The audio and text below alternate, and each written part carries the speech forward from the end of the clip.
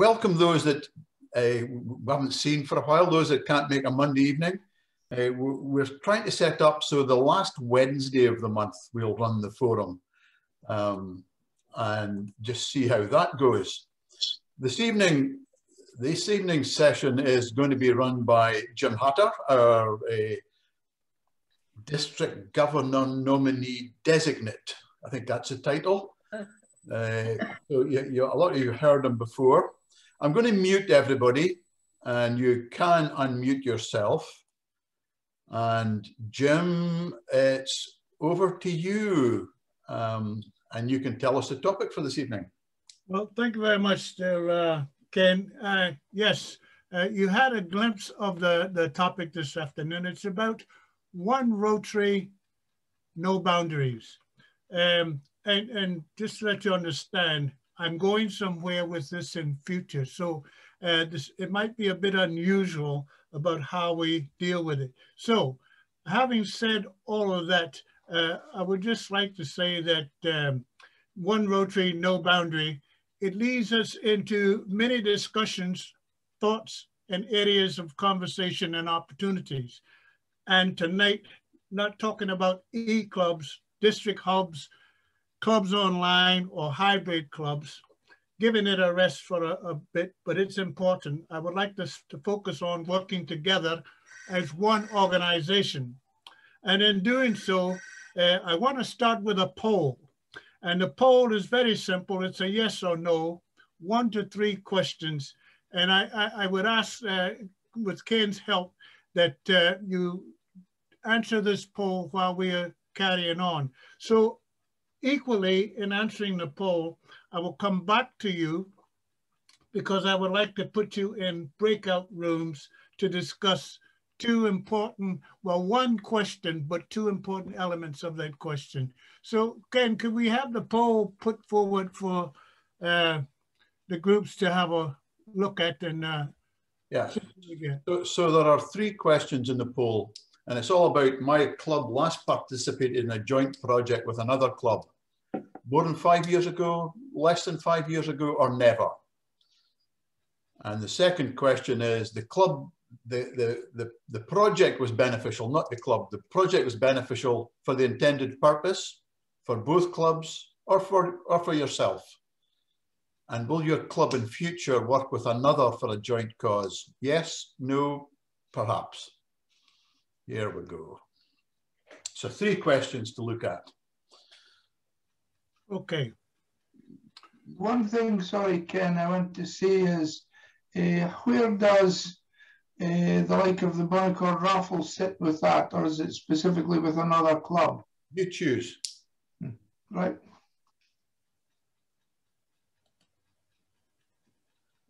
So nine have responded, so we're halfway there, and we'll just let it run for another 15 seconds or so as people catch up on. Okay. On the question, so plenty time.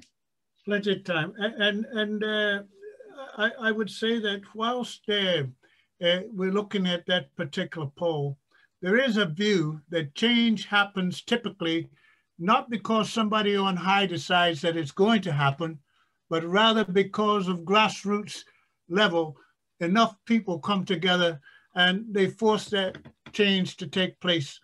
And in any case, there is an ownership and it becomes sustainable. So during the challenges ahead of us, particularly that of growing Rotary, and that's what it's all about, growing Rotary and how we do that and increasing our impact into the community, it can best be achieved, it's thought, by working together, not working singly. So we're looking at perhaps clubs working more closely together. One Rotary, no boundary. So what I would like to do is to also now show you a video clip. Okay, 1 second and we'll just finish the poll. Yes.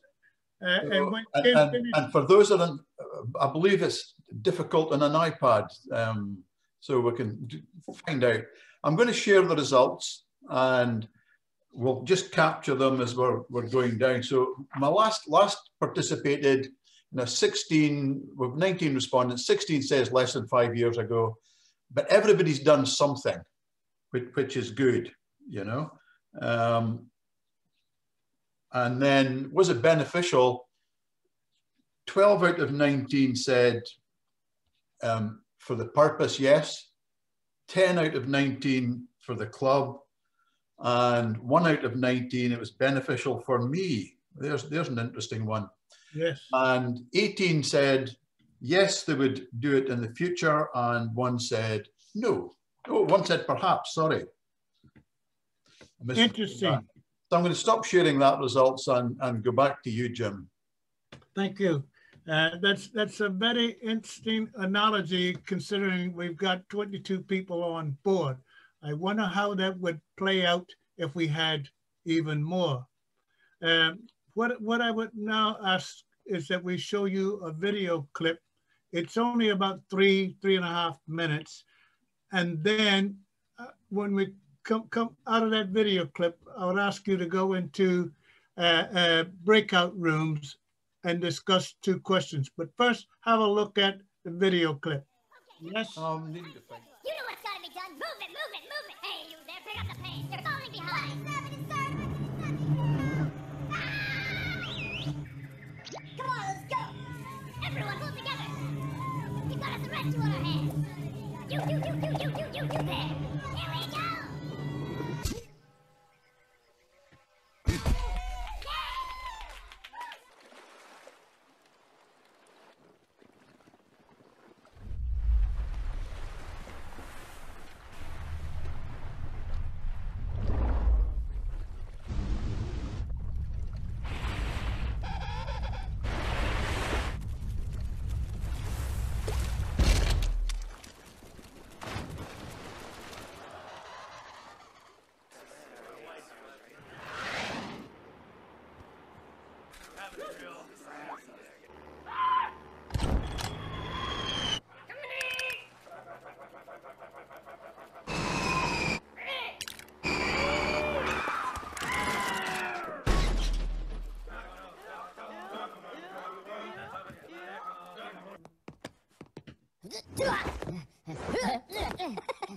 Narito na.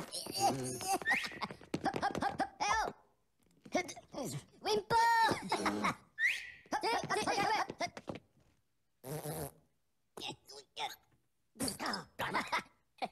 Okay, pivotara.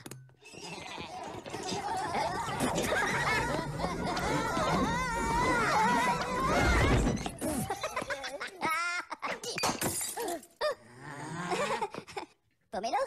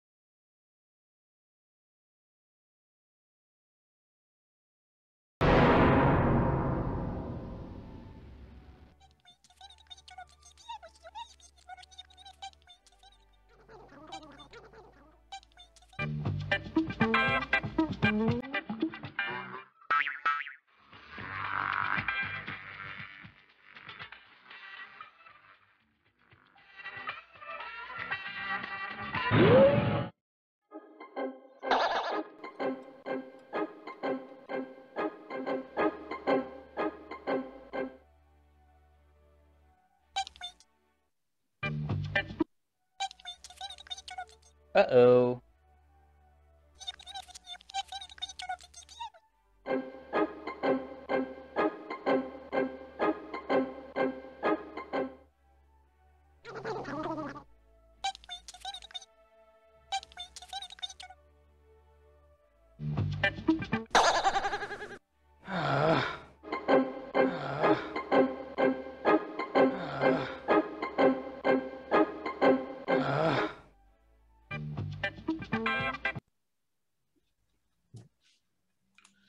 I'll stop sharing that. And Thank you, Ken.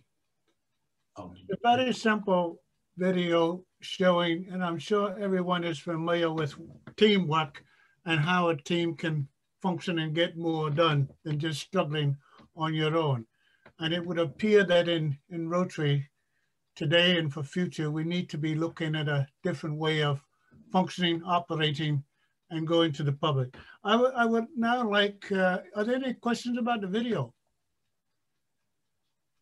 No. I thought it was back in Ryla.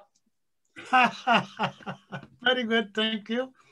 I would like to ask now if you would go into breakout rooms and thinking of the teamwork, thinking about growing Rotary, and how do we focus on working together, eliminating boundaries, and when developing new clubs, what needs to be put into place to make it happen?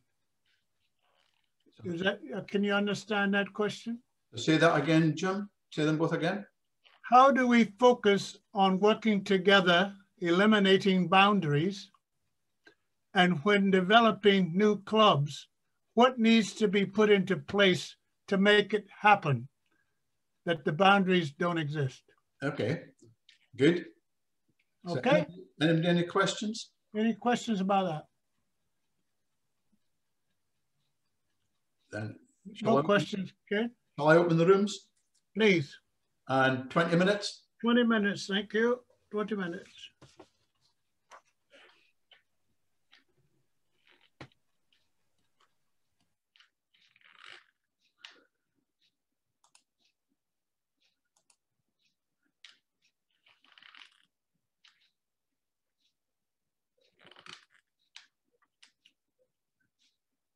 So, Donald, have you got a room allocated there? Then let me put you in room 2, Donald.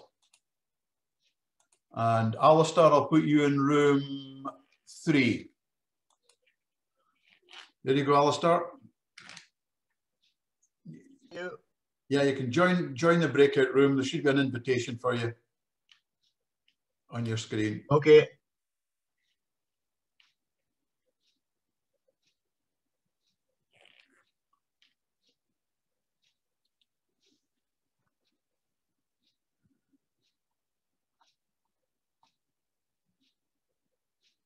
You going okay, Alistair? Yep.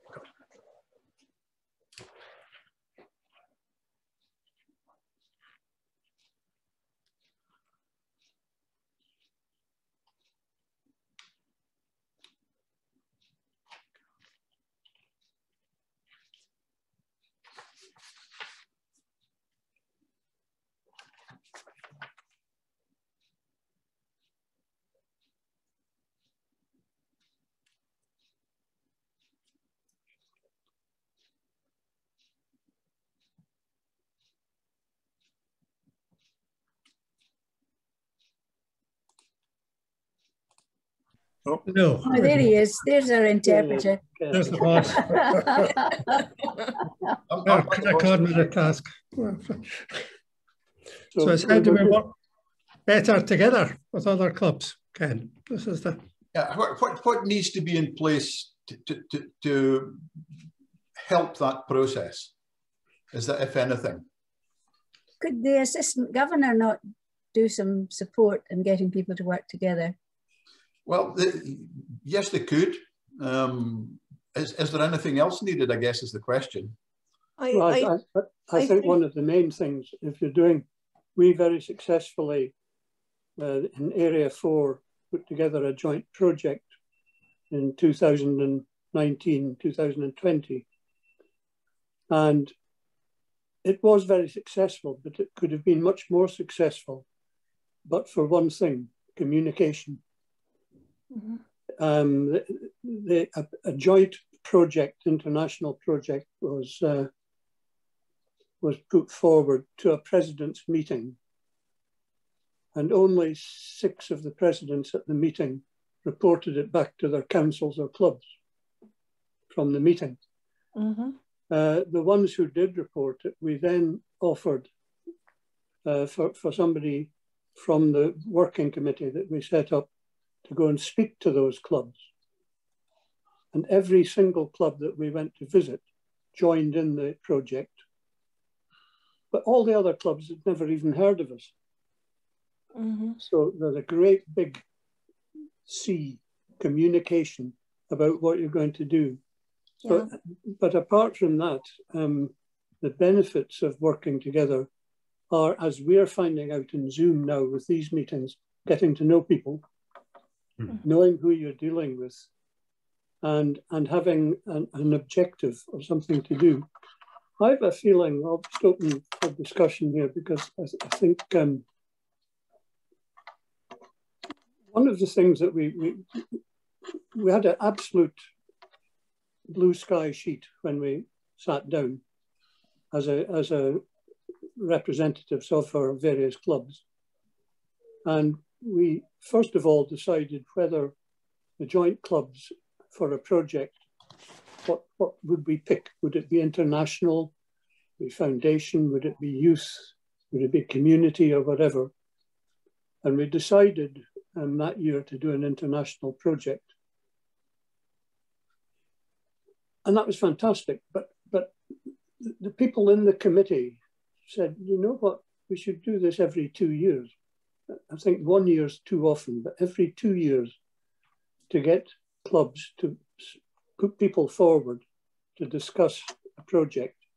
And perhaps this year it could be youth and community. Next year it could be something else. Give each part or each committee within the club system a chance to have a joint project and to work together. And I am a firm believer now that it's a fantastic thing to do. And there are no boundaries if you do it. What we did from a standing start was raise £26,000 between January and November. Just a bunch, really half a dozen of us as a working committee. We put an online auction in place. We had ferry return trips to Orkney and Shetland, things like this, that we put up as prizes. We held concerts. Each club, each member of the committee went back to their club and talked about it. Latterly, towards the end of the year, there was some communication through presidents' meetings, etc., that all this was happening. And all these clubs turned around and said, why didn't we know about it? So it went right back to this lack of communication at the beginning.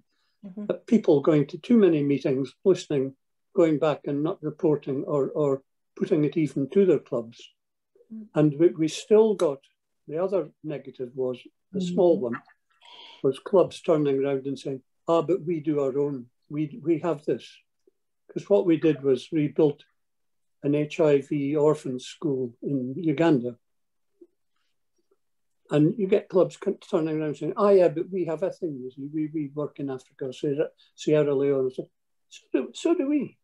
We said to them, we all have our own projects. We all, this is different. This is working together to see how well the clubs in an area can work together. So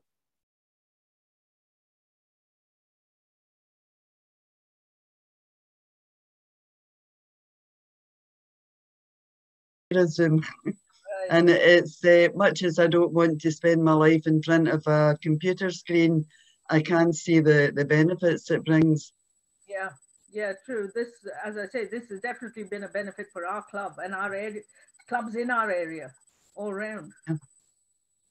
Yeah, I agree with you. And so is that working on a specific project, or is that meeting together and then finding a project because you're meeting together? Yeah, well, could it not be both? Sorry? Could it not be both? It could. I was asking whether that in Yolanda's case, which way it was. Well, we put out an invite to all the clubs around the area because we were having Ian come to speak about it, this project. And to be fair to them, everybody came in. Yeah, no, that's fine. That's fine. And was that just Rotary clubs in the area or all community clubs? No, just Rotary clubs. Just all right. Okay. We're trying to foster more connections with the local community groups and other volunteering organisations in the area. And that's beginning to show benefits because we're a small club at the moment, and if we need extra volunteers, then there's a pool of people that can help. And a side effect may be to say, hey, look what Rotary is doing. That's really good. Why don't we join Rotary? I mean, and I think that's one of the things that we hate. Well, some people hate Zoom, but actually it's been an enabler. It's been transformational. And I think that's kind of interesting. So that's actually, I think that actually ticks one of Jim's boxes, eliminating boundaries. Zoom has actually managed to eliminate some boundaries. If I again pick up on that one, Philip, with what people have heard about before, this business of we're doing this project called Listening to Cooper, and I can bring 3 groups in, community organisations in, to do a 10-minute talk about the challenges they're facing, their aspirations, and so on. I couldn't do that with face-to-face venue because they'd be having to travel too far. They've got a bigger opportunity to liaise with an awful lot of people in that situation. And to take that further, I've now got the community councillors involved in it. I've got the local councillors. I'm just pulling everybody into this. Yeah, brilliant. It's a bigger impact. Yes. But to link back to to where you started off as well, I was emailing a friend today within the club who lives in Arbroath, who has got great loyalty to me in my position. But I'm saying to him, look, feel free to go along to the Arbroath club. It's one of these difficult situations. I'm sure he would like to join the Arbroath club, but what a pity, he just can't hold that dual situation as he would like to do, especially if we continue with Zoom meetings after lockdown. Yeah, well, maybe there's I think there's mileage in developing the idea, but, we can think about that over the next wee while. So, can I just come back in? I think the Zoom meetings have been very useful for all of us. However, I noticed tonight there was something like 22 or 23 of us. I was somewhat staggered to discover that 2,500 nearly invitations go out to Rotarians to join these meetings. We're not exactly attracting a huge percentage of the district.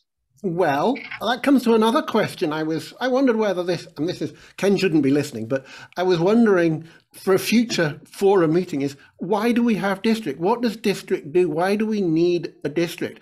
I was thinking this in terms of the elevator pitch for the club. If we wanted to promote things, why join Rotary? We've had some great talks on district about why Rotary, ask me about Rotary, Rotary helps people, all of those things.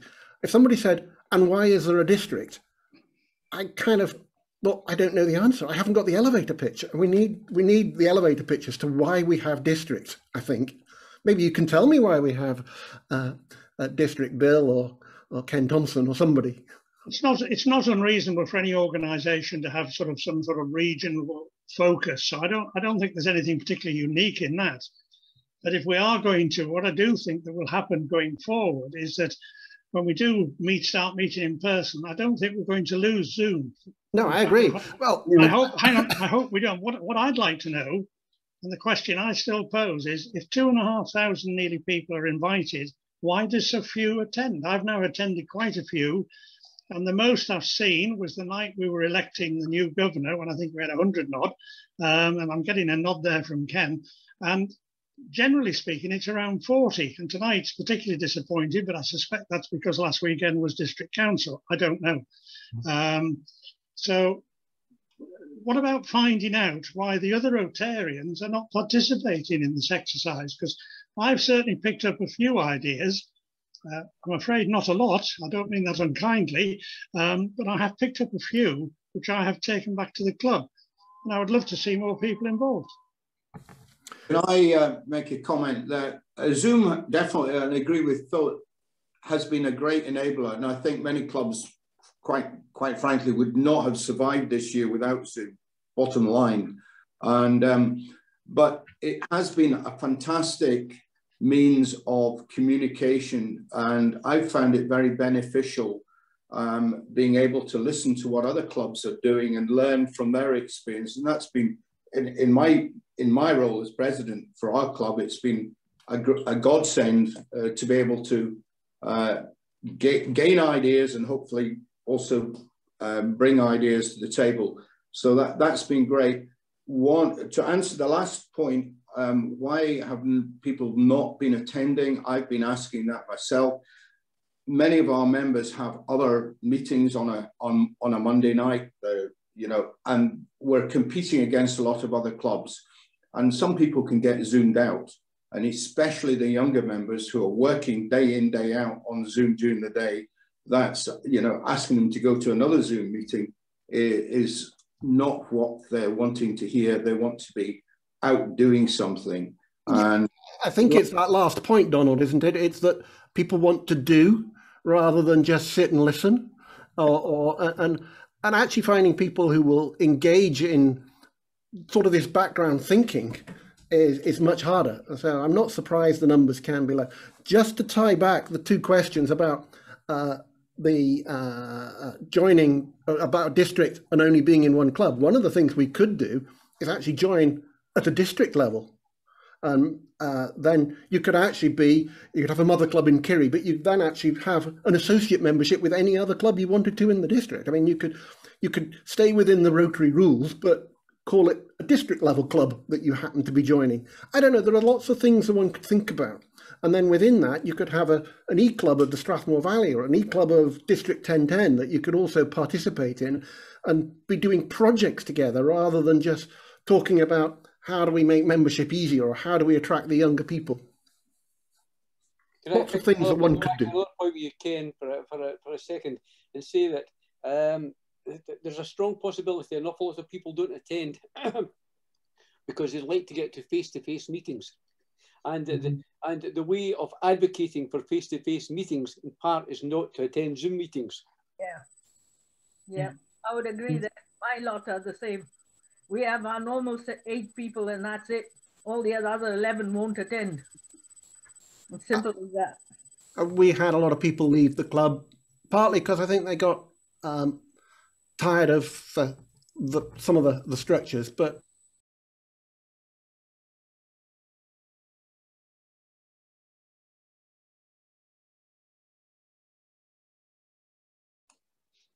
so here's everybody coming back. I think that's everybody, Jim. That's good. I wasn't able to maneuver myself to get about, but we had, I think, a good discussion. I would like to ask now for people in those break rooms to pick someone to give us the feedback of what the discussion was about. So let me just go through them for you, Jim, because I kept a note of, there were 4 rooms. Which one were you in? I was in 3. Okay, so we'll start with 3, but we'll ask Frank or somebody to feedback perhaps. Would Frank be happy to feedback? Yes, I could do that. Yeah, well, I actually started the conversation by suggesting that 2 barriers were time, availability of time, particularly among younger people, and also misperceptions. You know, some people don't really have the right idea of what Rotary is about, and that's really a matter of better, you know, public relations on behalf of the organisation. But it was the time aspect and the involvement of young people that we focused on. And I mean, I suggested that because of some ideas I've had myself recently that, you know, Zoom will be an asset in attracting younger people. But it was pointed out very sensibly that at the moment, at least, a lot of young people are spending all day on Zoom. And the last thing they want to do is join another Zoom meeting, you know, in the evening. And so what we came around to saying was that what is really needed is a project that will engage them and then being able to engage them in a flexible way. And that may involve the use of Zoom and WhatsApp and other kinds of social media. And Kath from Forth Bridges was able to confirm that that has been her recent experience, that you can get young people involved if you have a project which attracts their interest and then you enable them to be involved in a flexible way. So that's, you know, that's a barrier which somebody has good experience of breaking down. Good. And we'll maybe come back when they come to the big group about some of the young people and how we can engage them. Room 4 was Charlotte or Robbie was in room 4. Somebody want the feedback on that one? I think Brian, would you like to? I did quite a lot of speaking. That's why I was hoping you'd feedback. Yeah, basically, I mean, Robbie was taken through a very successful international project, But the way it was set up was, you know, the group of clubs and basically a competition to come up with ideas to work together. So I think the principle was early on to work together, and it was just deciding on the actual project to do it. And the barrier to doing all of that was communication. Although we have area presidents meetings where the presidents all talk to each other and share things, Robbie's experience was that that information did not get down to the appropriate members within the clubs. So people in the clubs just didn't know what had been spoken about and what the potential was and whatever. So that was kind of it. Want to add anything into that mix, Robbie? Was that roughly it?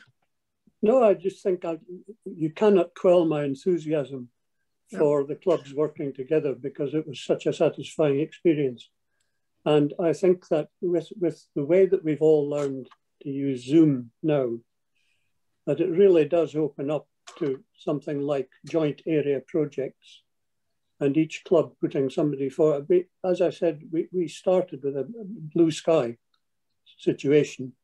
We didn't know whether it was going to be international, community or whatever, but putting a bit of competition into it, and we had about 6 entries of projects put forward, and then took votes on them from the working committee and selected one.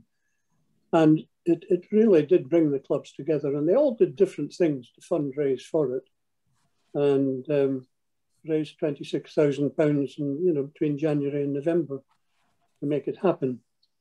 The negative part was the clubs who said, oh, we do our own thing. Yeah. We have our own project. And we were trying to explain to them that we all had our own projects. We all had our own things that we did, but this was trying to work together to break the boundaries, as you were saying, Jim, to expand the thought that we are one Rotary and that we can achieve so much more. There's not one single club that was involved who could have achieved what we achieved as half a dozen clubs working together. So, I think we got 6. In the end, we had 9 clubs out of 13 produced the goodies for the project. But the most important thing was the friendships. And a lot of us on Zoom now, through these wonderful meetings that Ken's arranged, know a lot more people. And we're getting a sense of the friendship of the joint working group that we formed. So it's a similar sort of feeling that you get. Okay. Thanks very much. And I'll come back on that, or Jim will come back on that. So room 2. So Linda Graham was in there, or Ken Thompson was in there. Who wants to feed back on that? I think Philip made the most notes. He's very good at making notes. Okay. Well, I think some of the things we discussed are the same that has already been said, that Zoom has been seen as an enabler. And I think Yolanda said there is at least one project that Zoom has facilitated bringing multiple clubs together, because they had a project and invited other clubs and could then actually work together on a single project, which was really good. So Zoom is an enabler, and I think that's been said. I postulated early on that Rotary has a problem because it forces you to be in a club rather than per se joining Rotary. And we explored that for a while. And one of the things that I was wondering was whether actually we could have the Rotary Club that was the Rotary Club of District 1010 that you join, and then have all the clubs within 1010 being available to you. So you could be a member of Kirriemuir, you could be a member of Forfar or Brechin or the Angus Glens or whatever it might be, so that you can actually go along to different clubs, different meetings. If there was an E-Club of the Strathmore Valley, you could go and join that while still also participating in the local club if you want to go to get the friendship, the fellowship or whatever it might be. So that was one thing that had quite a lot of discussion. Another point was, I think it was Ken Thompson said, the invite for this meeting goes out to 2,500 people, but we've got 22 people on the call. Why is that? And we echoed what, I can't remember now whether it was room 4 that said it. I think they said people want to do, they don't want to discuss.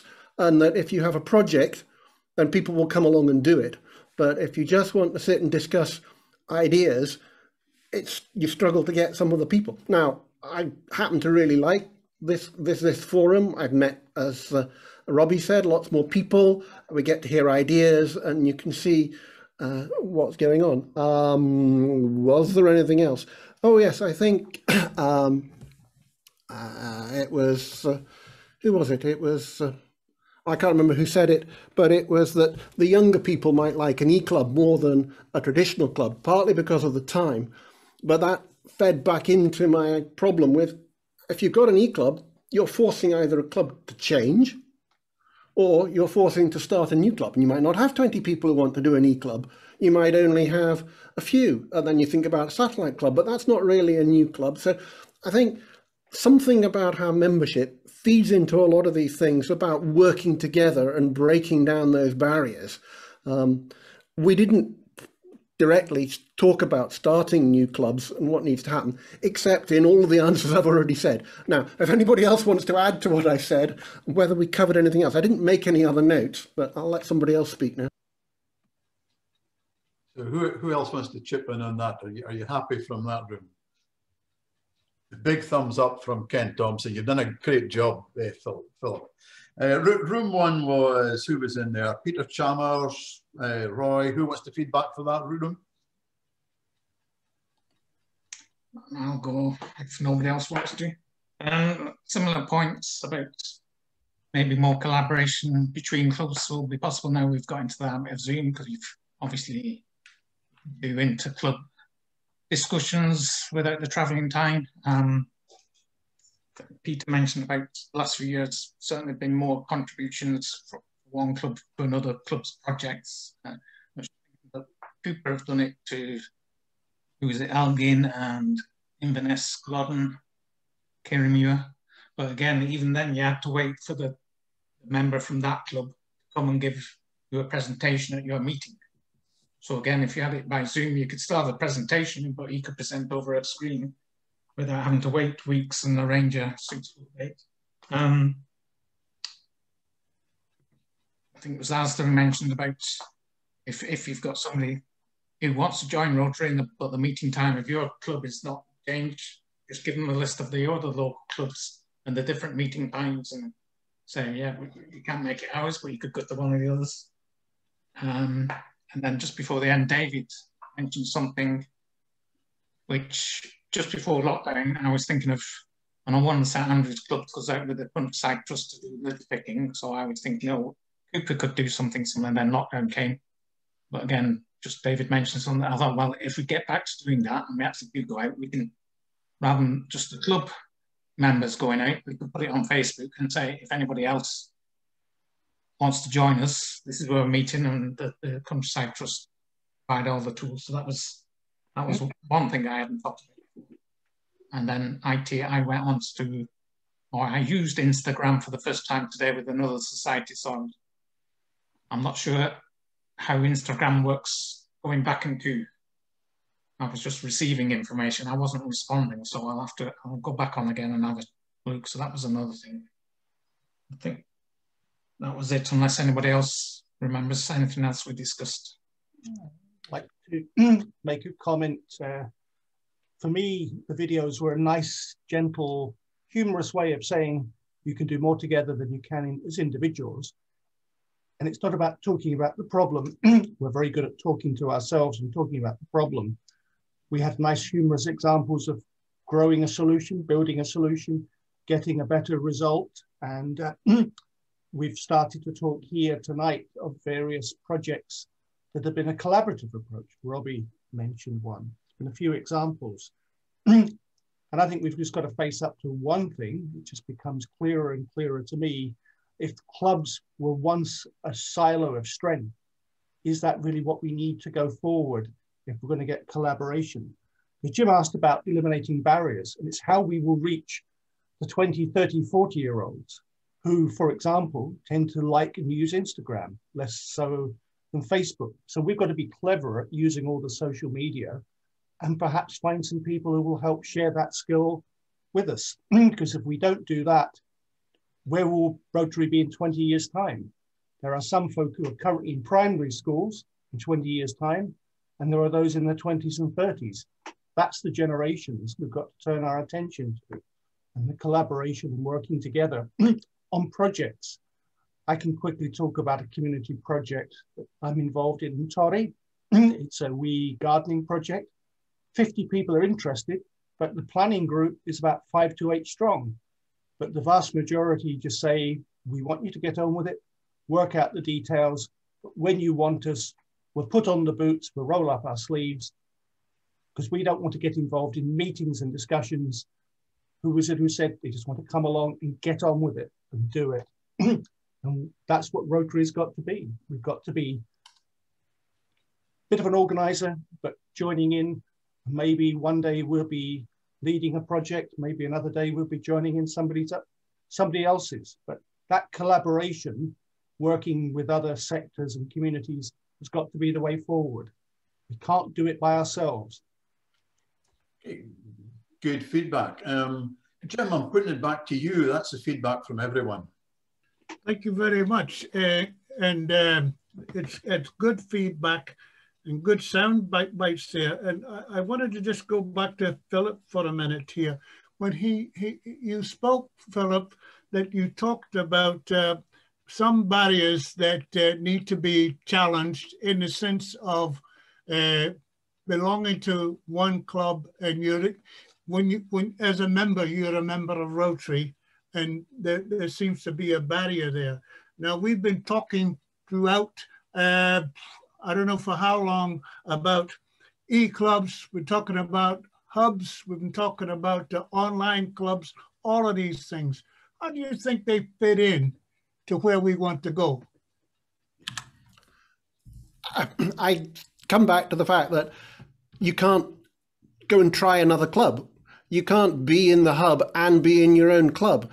When the direct hub was started, I thought, hey, actually, there's an opportunity there to meet up with other people as an e-club effectively through the direct hub. But I'd have had to leave Kiri to do that, and I still have a loyalty to Kiri. So I think it comes back to the fact that I've experienced that the structure doesn't really fit. And then every time something crops up and you think, oh, look, we're going to be forced to change, let's adopt Zoom, and members don't want to do that. One of the things somebody said in our group was, actually, one of the reasons maybe we don't get many people on this call is because if they start attending Zoom, their raison d'etre for meeting in person starts to fade away. And by resisting joining Zoom, it strengthens, or nominally strengthens their position to hold out for in-person meetings. So I think it's really difficult to start a new club whilst you have to leave your existing club to do it.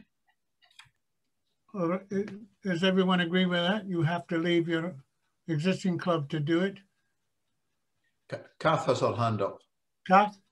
Okay, I wasn't particularly looking to answer that question, but this evening we've talked about various types of clubs, hybrid and so on and so forth.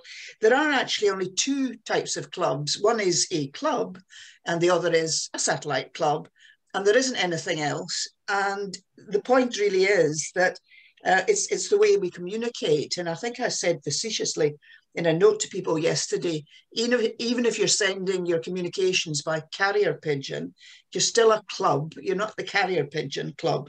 And I think one of the reasons why we don't attract young people is that we're very, very bogged down. We're very meeting centric. And if we want people to join us, we invite them to a meeting. And I can't remember who it was that said it earlier on and made the point that we can, I think it might be David Fryer, but we can volunteer. In fact, David made the point, the really good point, which is, you know, there's 30 people or so want to do gardening and so on, and there's 8 people happy to organise it. And I think Rotary could well learn from that sort of thing, which is, and I say it so often, that my experience with younger people than myself, and some of them a lot younger, is that they just want to go on and do it. They don't want to come on a meeting here. And I try and persuade folks every week, my younger friends, to come on here, and they don't, because that's not their cup of tea. And I suppose the final thing I want to say is we can all play on social media and Instagram, which I don't understand how it works, but I understand Facebook. We can put all those messages out, but if the product isn't any good, people won't join us. So we need to stop thinking about, you know, social media, how we get the message out, and think, well, what does the organisation, what is it we've actually got to offer people? And I'll shut up now. Thank you. Thank you, Kath. Very good. I agree with that. Donald. Hi. The whole subject within Rotary is really about communication, and that's what that video was all about, is synergy, working together with groups and the strength of numbers. And I think this is a great forum for us that we have on a weekly basis for clubs to interact, meet and discuss. Our club, we happen to meet on a Tuesday night and we have a regular speaker basis.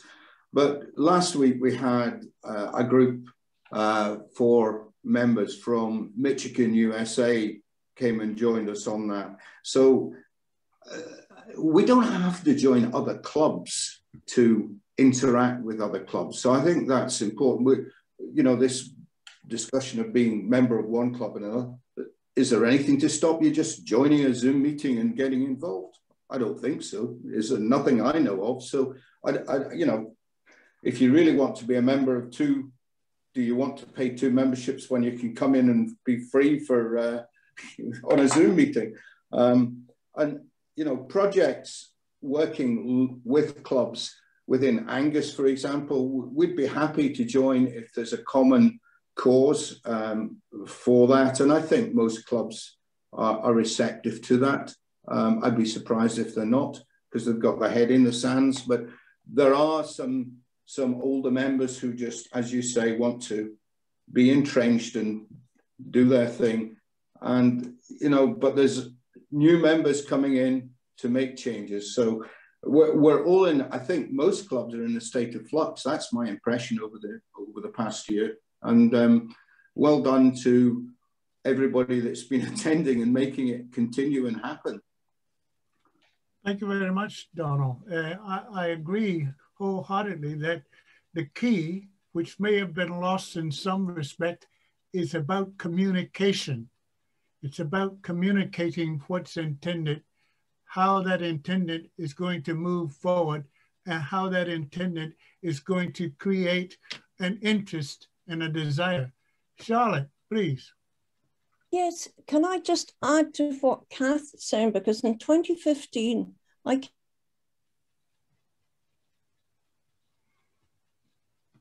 Frozen, Charlotte.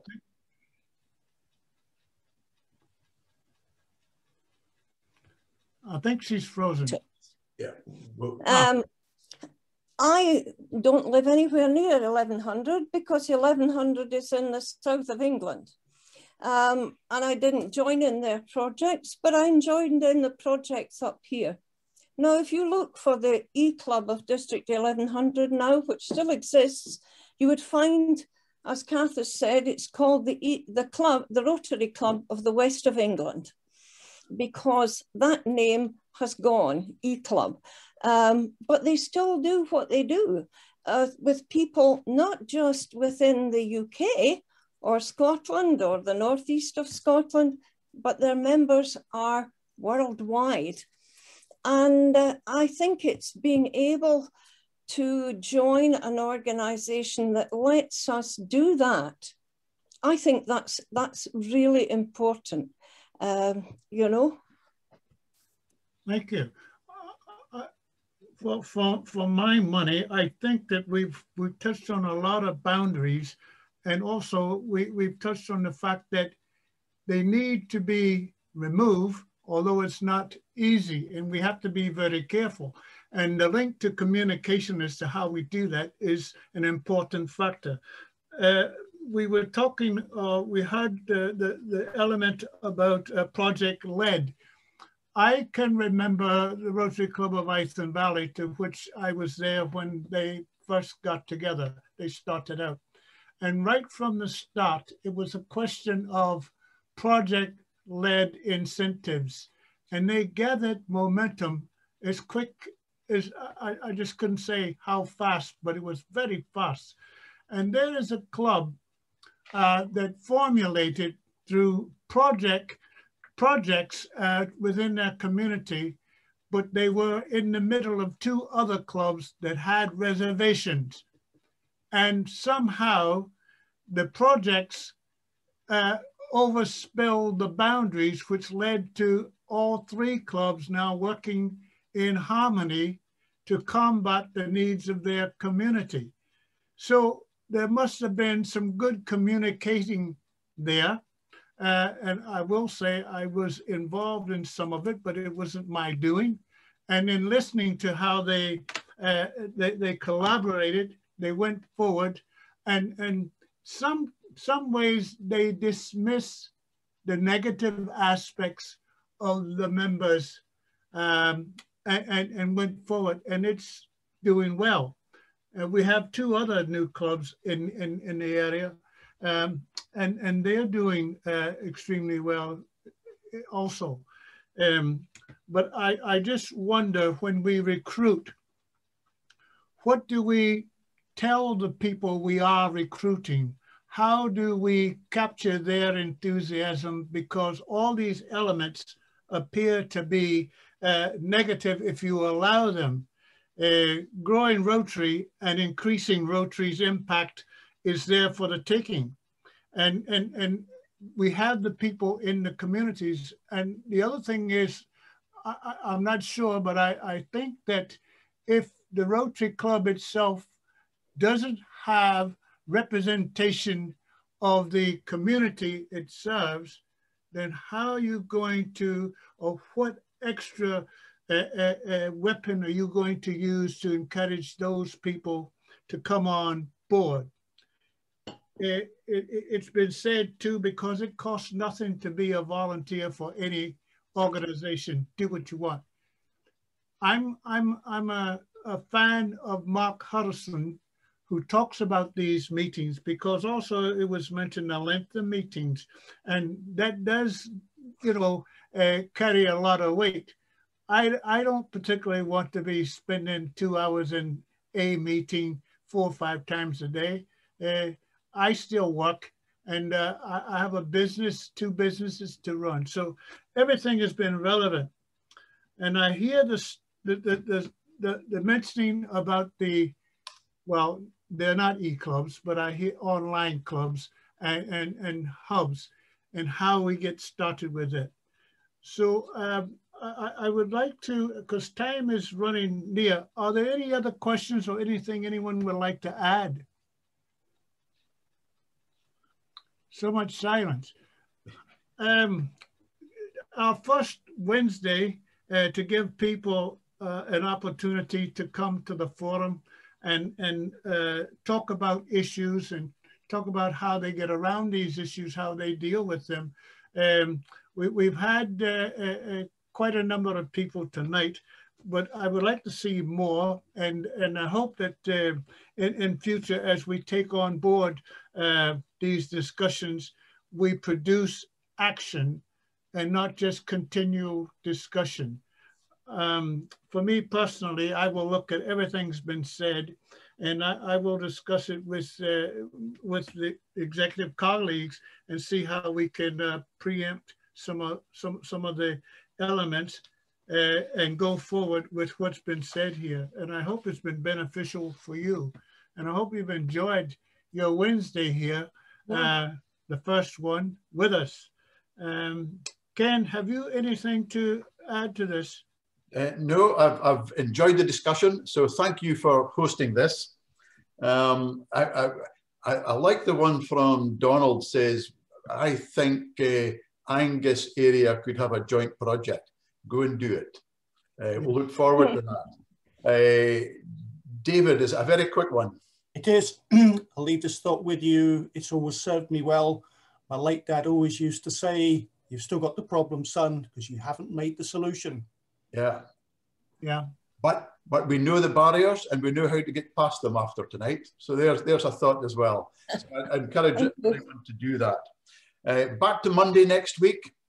And then in Monday the 12th, we've got a joint Scottish-Irish forum, and that will be on the Peace Project. And we'll have peace scholars speaking at that. So that's a week on Monday on the 12th. And otherwise, next Monday, thanks everybody for coming along. Thanks to Jim for hosting it. And we look forward to seeing you all next week. Thank you. Good night, all. Okay. Thanks. Thank you. See you soon. Bye.